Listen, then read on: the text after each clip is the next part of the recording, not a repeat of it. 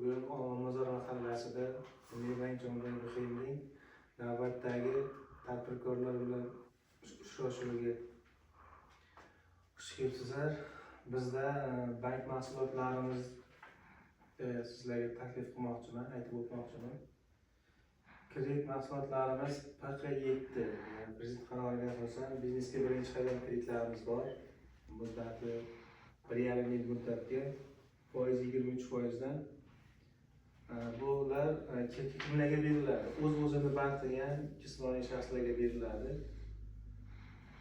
Bundan tashqari tadbirkorlar uchun PQ312 sonli kreditlarimiz ham mavjud. Kichik biznesni uzluksiz qo'llab-quvvatlash uchun 100 million so'mgacha garovsiz, sug'urtasiz beriladi. Asos vosita yoki asbob-uskuna sotib olish uchun 7 yil muddatga 2 yil imtiyozi ta'min etiladi. Bundan tashqari oliy o'quv yurtlarini bitiruvchi talabalarga ham kreditlarimiz mavjud.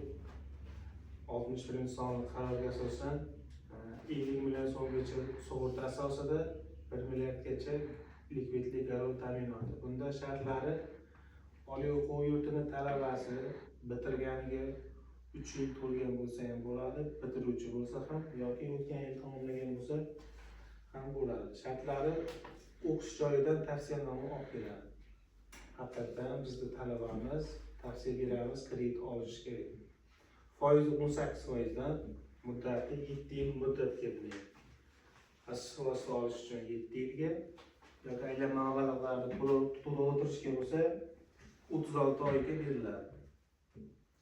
Bundan tashqari shu bank mahsulotlari, omonatlarimiz, mikroqarzlarimiz, avtokreditlarimiz mavjud, o'zini-o'zi band qilganlar.